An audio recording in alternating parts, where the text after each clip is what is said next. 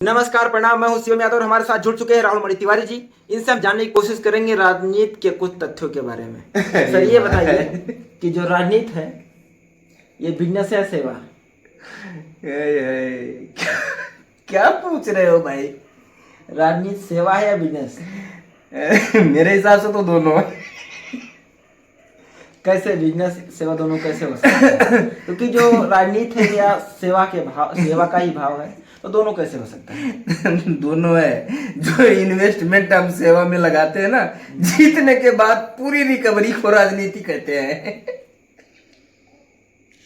यही सत्य है, इसके अलावा कुछ नहीं है। जैसे 3 साल अपन लड़े, 3 साल आ रहे, तो देखिए, बिजनेस का लाइन अलग होता है और सेवा भाव का लाइन अलग होता है। बिजनेस के लिए आपको कोई सामान रखना पड़ेगा, उसको बेचेंगे, उसमें मुनाफा मिलेगा, ये बिजनेस होता है।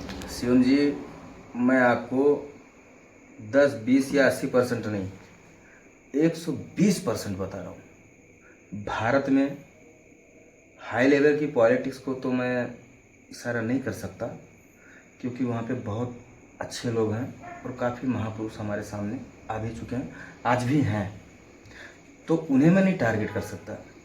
लेकिन उनसे जो नीचे है ना, वहाँ प्योर बिजनेस है।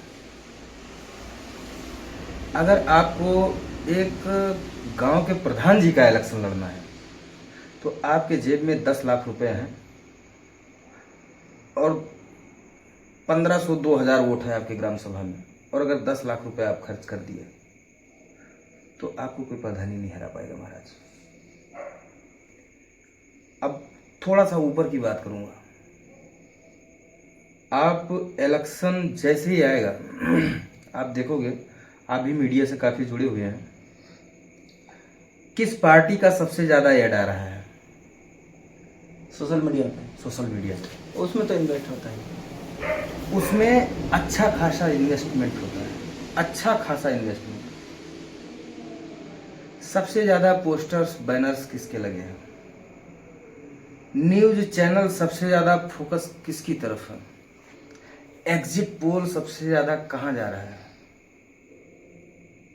यही चुनाव के मेन अंग होते हैं। और ये चीज़ अगर सोशल मीडिया पे ट्रेंड करने लगा, तो अब किस्मत ही आपकी खराब होगी तो अलग बात है, नहीं तो आप निकाल लेंगे। और वहाँ पे आप अच्छा खासा इन्वेस्टमेंट करते हैं। अब इन्वेस्टमेंट तो ठीक हो गया, आगे भी ऐसा ही होना चाहिए जी, समझ रहे हैं ना? कंटिन्यू, क्योंकि अब वो अगर बंद हुआ तो आगे का खेला खराब होगा। तो आगे का बनाने के चक्कर में पीछे का मारते जा रहे हैं, समझ रहे हैं ना आप? जो इन्वेस्ट करेंगे तो उसको तो निकालने को सोचेंगे भाई, कोई भी विभाग हो। कहाँ नहीं, मैं आपसे पूछता हूँ, आपके जेब में 10,000 रुपये हैं जी, अगर आप 15,000 रुपये खर्च कर दिए तो 5,000 तो कर्जा हुआ, वो भी आपको ढूंढना है। 10,000 जो आपने खर्च किया वो भी ढूंढना है। बस ये हो सकता है जिससे आपने टाइम लिया वो आपको टाइम दे दे, लेकिन लेगा जरूर। तो अगर वो लेगा जरूर तो आप निकालोगे जरूर। तो जहाँ हो वही ना से निकालोगे।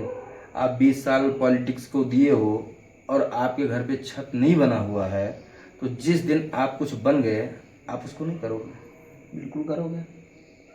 तो कहाँ से सेवा हुई भाई? फिर तो बिजनेस ही हो गया ना। फिर ऐसा क्या बदलाव किया जाए राजनीति में कि वो सेवा का भाव ही रह जाए, बिजनेस ना रह करके सेवा का भाव रह जाए? It's good question.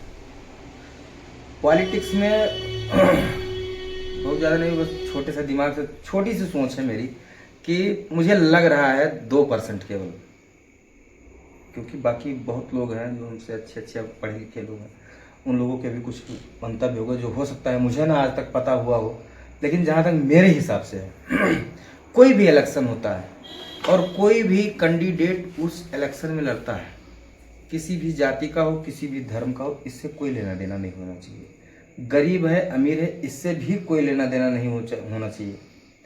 लेना देना सिर्फ इतना होना चाहिए कि जिस प्रकार से आप 5,000 रुपये या जो सिक्योरिटी जमा करवाते हैं इलेक्शन के लिए, ऐसे कुछ जमा होता है, अलग अलग इलेक्शन का अलग अलग कुछ चार्ज होता है जो डाल के वो पर्चा वर्चा भरते हैं ना, वो जो पेमेंट होता है जब वो जमा करते हैं तो उसके ठीक साथ उनकी जो टोटल प्रॉपर्टी है उसका एक कागज जमा होना चाहिए।